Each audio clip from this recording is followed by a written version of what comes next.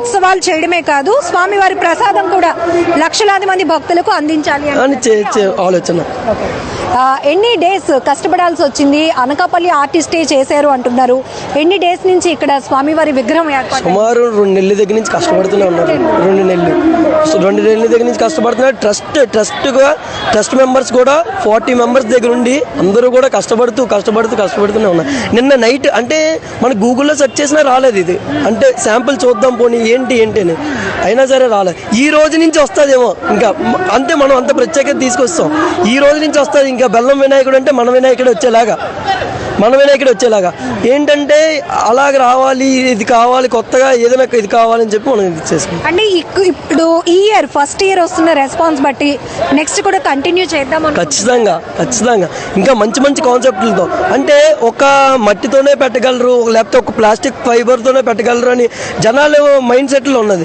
లేదు, బెల్లంతో కూడా పెట్టగలరా, ఓకే మనం తినే ఐటెంలో ప్రతి దాంట్లో కూడా దేవుడిని పూజించవచ్చా అని మనం ఆ ఆలోచన తీసుకొచ్చామండి. దానికి తోడు మీకు మన వైజాగ్ లో బెల్లం వినాయకుడు చాలా ఫేమస్. సాగర తీరానికి ఆనుకొని ఉన్నటువంటి ఆలయం, ఆ కాన్సెప్ట్ ఇక్కడ కవర్ అయింది. అతిపెద్ద వినాయకుడిని ఏర్పాటు చేసిన కాన్సెప్ట్ కూడా కవర్ అయింది. లక్షలాది మంది భక్తులకు గణేష్ ఉత్సవాలు చేయడమే కాదు, స్వామివారిని చూసి వెళ్ళటమే కాదు, వాళ్ళకి ప్రసాదం కూడా అందించాలన్న కాన్సెప్ట్ కూడా కవర్ అయింది. సేమ్ అనిపిస్తుంది, ఉదయం నుంచి ఇంతమంది భక్తులు వస్తున్నారు, మీకు కూడా ఏదో చెప్పుంటారు మిమ్మల్ని ఎంకరేజ్ చేయడానికి. అంటే దగ్గర నారా లోకేష్ గారు ఓపెన్ చేశారండి నమూనా. నారా లోకేష్ గారే షాక్ అయిపోయారు, అమ్మో బెల్లంతో చేస్తున్నారా, వీలైతే నేను అటెండ్ అయ్యేలాగే చూసుకుంటాను ఈ ప్రోగ్రామ్ ఖచ్చితంగా అని ఎంపీ రామ్మోహన్ నాయుడు గారు నిన్న కలవడం జరిగింది. అయ్యో ఎంత బెల్లంతో చేస్తున్నారా, మన రాష్ట్రంలో చేస్తున్నారా అని చెప్పి అంటే మేము వెళ్ళిన ప్రతి నాయకుల దగ్గరికి కూడా ఎగ్జైట్మెంట్, అంటే వాళ్ళ నోటి నుంచి ఎగ్జైట్మెంట్, నేనే వస్తాను అంటే మనం పిల్లడానికి వెళ్ళినా వాళ్ళ నోటి నుంచే ముందు నేనే వస్తాను, నేను ఖచ్చితంగా ప్రోగ్రామ్కి అటెండ్ అవుతాను అనేటట్టే మాట్లాడేవారు ప్రతి ఒక్కరు. సో ఖచ్చితంగా నారా లోకేష్ గారు అలాగే పొలిటీషియన్స్ కూడా స్వామివారిని దర్శించుకోవడానికి రాబోతున్నారు.